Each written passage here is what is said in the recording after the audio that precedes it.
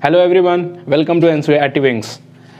तो आज हम चलते हैं पढ़ते हैं क्लास 6 पॉलिटी का चैप्टर 4 की एलिमेंट ऑफ डेमोक्रेटिक गवर्नमेंट। ठीक है, तो इसमें इस चैप्टर में क्या है, जैसे हमारे इंडिया में डिस्क्रिमिनेशन था, कुछ स्टेरियोटाइप लोगों को जज किया जाता था, जिसको बोला जाता है स्टेरियोटाइप। ठीक है, तो वैसे ही अफ्रीका नाम के एक देश में, साउथ अफ्रीका नाम के एक देश में बहुत ज़्यादा ही डिस्क्रिमिनेशन होता था, काला गोरा इस सारी चीज़ों का। ठीक है, तो आइए हम जानते हैं उसके बारे में। तो South Africa is a country that has a several races. ठीक है, ओके।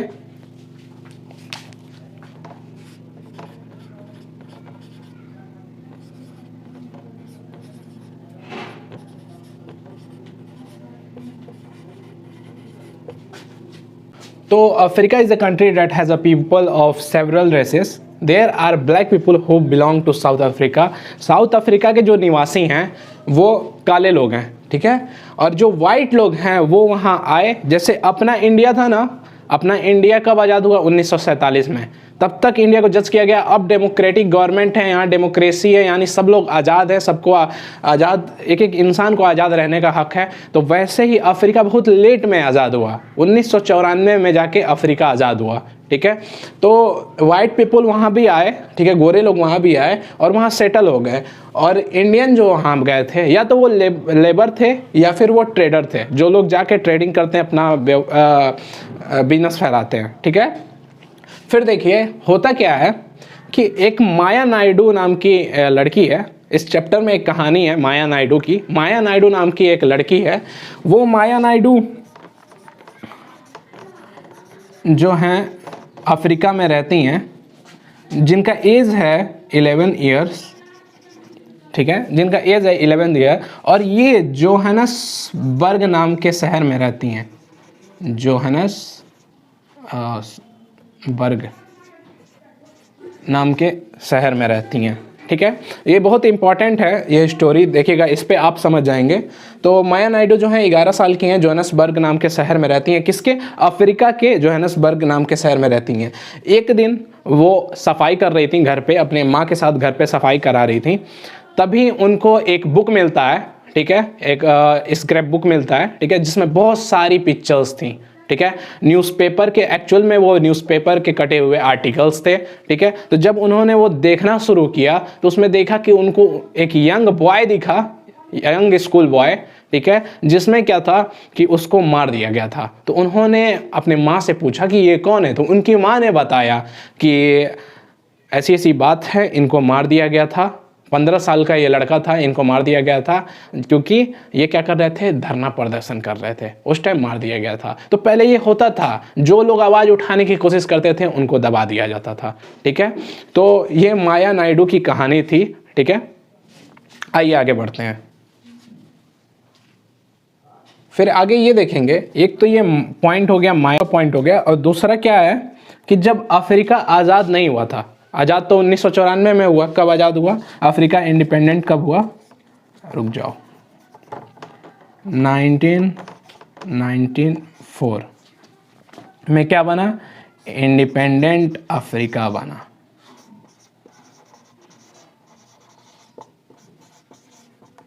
उससे पहले ये भी लोग अंग्रेजों के गुलाम थे, गोरों के। ठीक है, अब इसके आगे क्या है कि एक और पॉइंट है।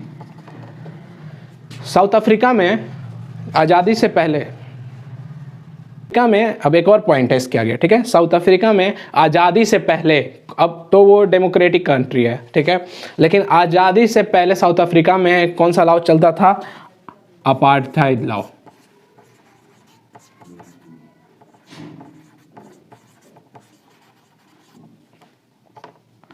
अब आप पूछेंगे कि ये अपार्थाइड लॉ है क्या? इसमें क्या होता है ना, रेसेस के हिसाब से लोग डिसाइड करते थे क्या चीज़, कि वो इंसान को नीचे रखना है या ऊपर रखना है।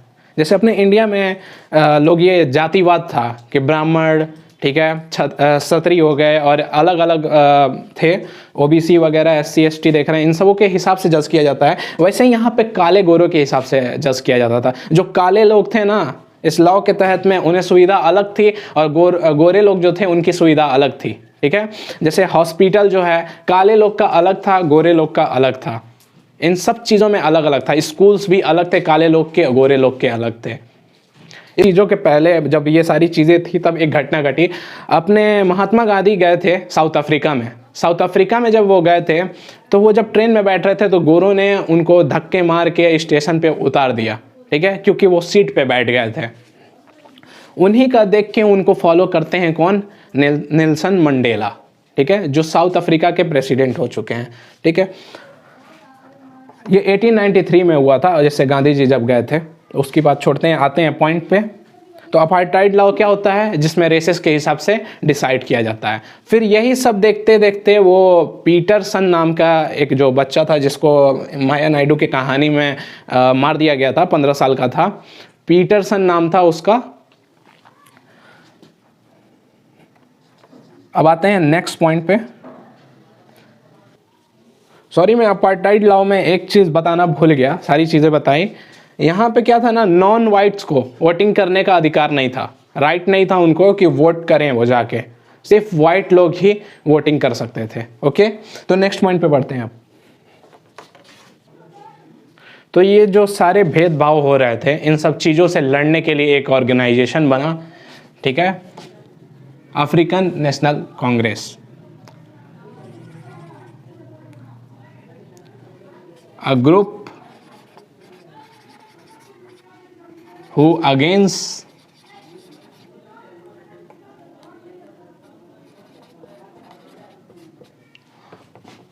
apartheid law.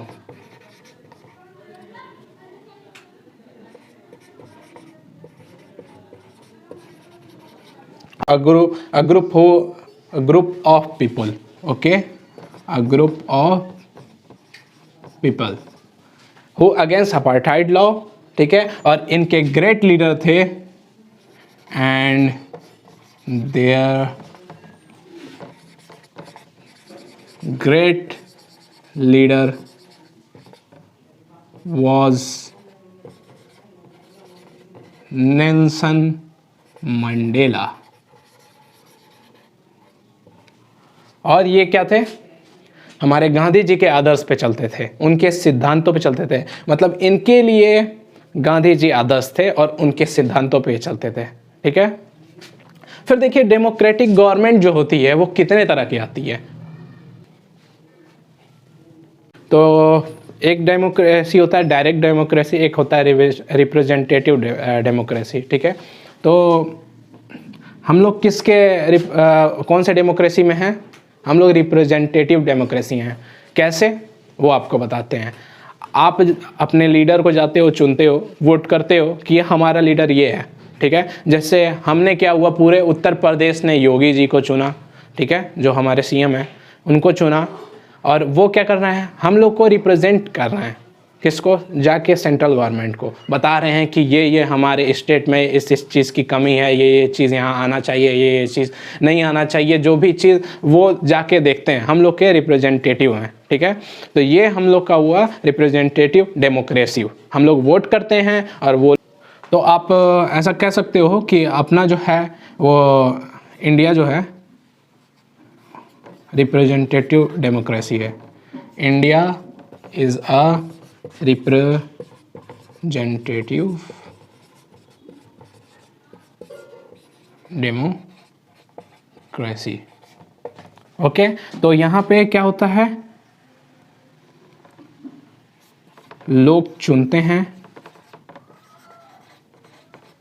या फिर आप कह सकते हैं कि वोट करते हैं, ठीक है।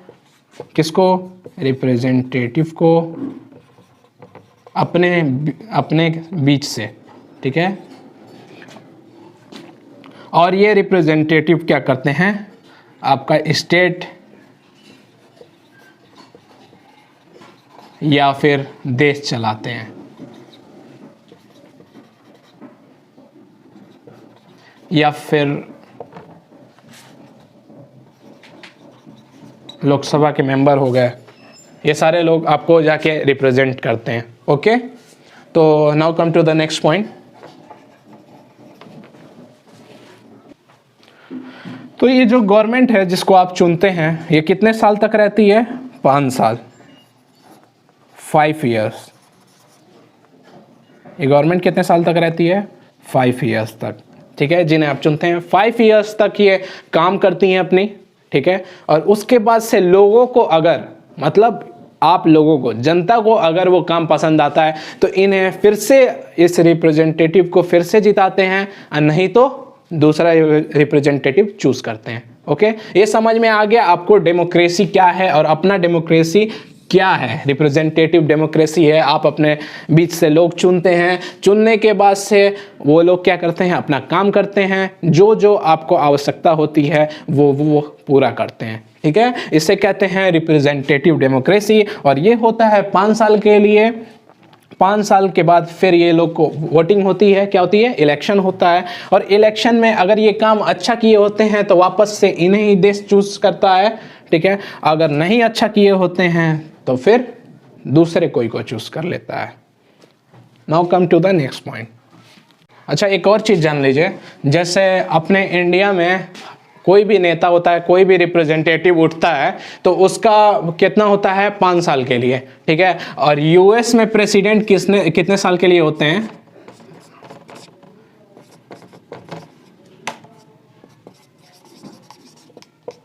4 साल के लिए, ठीक है। सबका अपना अपना अलग अलग रूल है। जैसे अपना 5 साल के लिए है तो यूएस के प्रेसिडेंट सिर्फ 4 साल के लिए होते हैं, ठीक है। Now come to the next point. तो नेक्स्ट पॉइंट ये है अपना, ये तो हो गया ये। नेक्स्ट पॉइंट अपना ये है कि जैसे क्या हुआ था कि गवर्नमेंट ने 2005 में इलेक्ट्रिसिटी के बिल्स बढ़ा दिए थे, ठीक है। तो जो लोग थे उन लोग को अच्छा नहीं लगा, तो वो धरनास करने लगे, स्ट्राइक करने लगे। तो ये एक तरीका है, अगर वो गवर्नमेंट आपकी बात नहीं सुनती है। वैसे तो क्या होता है, आप धरना करने जाते हैं, आपकी बात दबा दी जाती है, आपको दबा दिया जाता है, ऐसा होता है। जबकि आज के जनरेशन में, एक डेमोक्रेटिक कंट्री में ऐसा नहीं होना चाहिए। तो ये क्या है? अपना डेमोक्रेसी, मतलब डेमोक्रेटिक कंट्री आप कह सकते हैं, क्या कह सकते हैं, है ही। लेकिन फिर भी जब दबा दिया जाता है कई कई बातों में, तो फिर अपने पॉइंट पे आते हैं।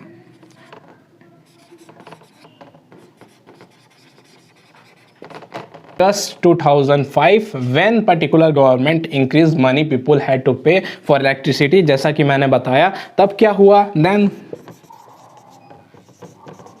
धरनास, स्ट्राइक्स, एटी से, ठीक है। तो इसको रिसॉल्व करने की ज़रूरत है। कैसे आप इसको रिसॉल्व कर सकते हैं? अगर रिसॉल्व नहीं किया आप तो क्या होगा? कन्फ्लिक्ट आ जाएगा। अब कन्फ्लिक्ट क्या होता है वो आपको बताते हैं। नेक्स्ट पॉइंट हमारा क्या होगा कि कैसे रिसॉल्व करें कॉन्फ्लिक्ट को, वरना कॉन्फ्लिक्ट आ जाएगा तो बहुत ज़्यादा दिक्कत हो जाएगी। एक्चुअली में कॉन्फ्लिक्ट क्या होता है अब वो बताते हैं। Conflict occurs when people different culture, religion, economic background do not get each other। तो कॉन्फ्लिक्ट कब आता है? जब लोग क्या होते हैं, अलग अलग कल्चर्स के होते हैं और अलग अलग रिलीजन से होते हैं और अलग इकोनॉमिक बैकग्राउंड से होते हैं, जो कि एक दूसरे से सहमत नहीं होते हैं, तब जाके कॉन्फ्लिक्ट आता है। और इसे रिसॉल्व करने की बहुत ज़रूरत है। और रिसॉल्व करने का काम किसका है? गवर्नमेंट का है। किसका है?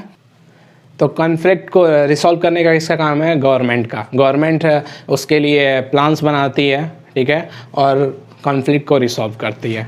Okay, now come to the next point. तो डेमोक्रेटिक गवर्नमेंट में एक सबसे ज़रूरी चीज़ क्या है कि इंडियन कॉन्स्टिट्यूशन में आपके बेसिक रूल्स लिखे हुए हैं, आर्टिकल्स लिखे हुए हैं। उसे सबको, पॉलिटिशियन के लिए भी है और पुलिस के लिए भी है और नॉर्मल लोगों के लिए भी है, सबको वो फॉलो करना होता है, ठीक है। कुछ बेसिक्स रूल हैं, पॉइंट में लिखते हैं। तो Indian constitution lays down the basic rules और laws that have to be followed everyone, जो कि सबको फॉलो करना चाहिए। अगर गवर्नमेंट भी अगर रूल्स को फॉलो नहीं करती है इंडियन कॉन्स्टिट्यूशन में जो लिखा होता है, तो उसके लिए सुप्रीम कोर्ट है। सुप्रीम कोर्ट फिर उनको देखती है, हर चीज़ के लिए कोई ना कोई है, ठीक है। तो अगर गवर्नमेंट भी, अगर वो रूल गवर्नमेंट के लिए रूल है सबके लिए, अगर नहीं फॉलो करते हैं तो उसके लिए सुप्रीम कोर्ट है सब चीज़ को देखने के लिए। ओके, नेक्स्ट पॉइंट है आपका रिवर पे, ठीक है। ये आपका इस चैप्टर का लास्ट टॉपिक है, रिवर पे। आते हैं इस पॉइंट पे। तो जो मेन रीज़न है कॉन्फ्लिक्ट आने का अभी तक देखा गया है, तो बिगेस्ट रीज़न क्या है, रिवर्स। इसलिए कि एक स्टेट से दूसरे स्टेट में जब गुजरता है ये नदी होके, जैसे कर्नाटका और तमिलनाडु, ठीक है, तो जब वो नदी उस देश से, उस स्टेट से गुजरेगा, तब कोई ना कोई इशू आता है। जैसे ये हमारा है, ये लोग कहते हैं ये नदी हमारा है, ये नदी हमारा है, इसलिए क्योंकि जिसके पास से नदी गुजरती है उसमें सिंचाई, इरिगेशन में काफ़ी हेल्प होता है क्रॉप्स के लिए। ओके, तो ये सारे टॉपिक्स कवर कर दिए गए की एलिमेंट्स ऑफ डेमोक्रेटिक गवर्नमेंट में। तो thank you everyone, like share and subscribe my channel.